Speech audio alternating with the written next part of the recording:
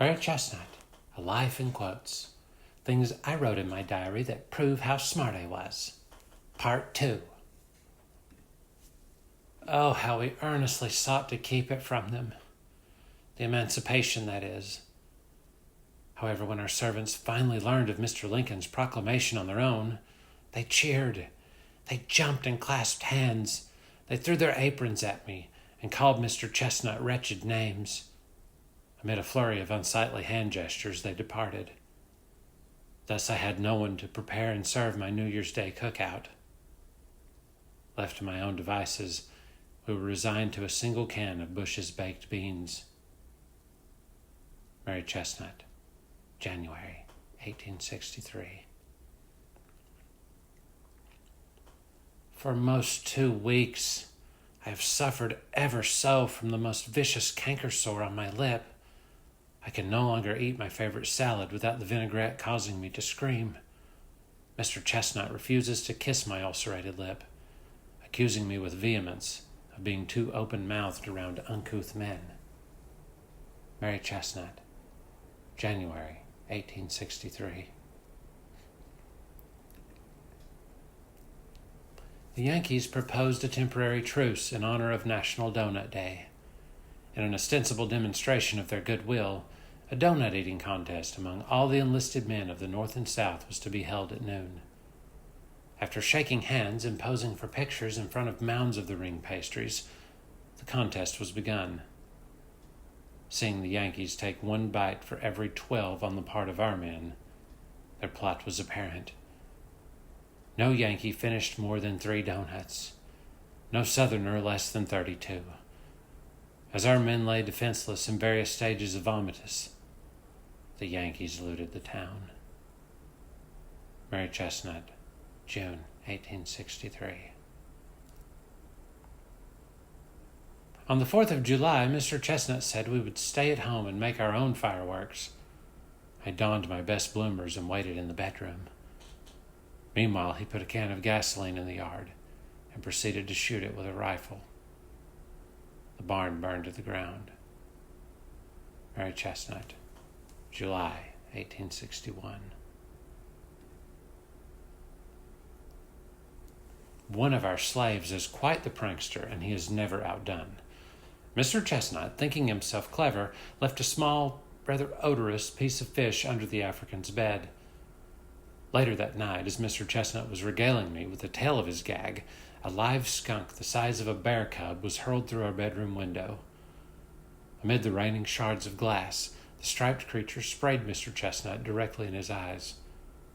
The putrid animal is now hiding in my closet. As for the skunk, I know not where it is.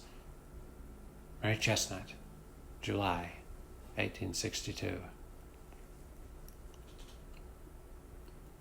Mr. Chesnut jostled me from a sound slumber at 3 a.m. "I forgot how to sleep," he shouted in panic. "I can't remember how to sleep." Groggy and thoroughly irritated, I politely referred my bed partner to the bottle of whiskey on his nightstand, for that very elixir that causes him to forget such things as my birthday or his pants can also remind him of how to sleep. Mary Chesnut, July 1866. Mr. Chesnut announced to our congregation this morning that he has constructed a rubber band ball the size of a baby's head. There was much applause. He explained he would soon take it to Stonewall Jackson for testing as a cannonball. With a shortage of metals for making those large projectiles, Mr. Chesnut hopes the rubber band balls will permit our forces to recycle. The underlying principle being that the balls would bounce back so our boys could reload and reuse. Mary Chesnut, September 1864. Jefferson Davis paid us a personal visit last evening. His mood was reserved as he told Mr. Chesnut that Chapstick had thrown their support to the North. The South would have to make do with Carmex. Mr. Chesnut wailed his dissatisfaction, kicking the Christmas tree to the floor. He threw my figgy pudding across the room. After a volley of profanity, he pleaded that Chapstick tastes better and that Carmex is messy and smells of antiseptic.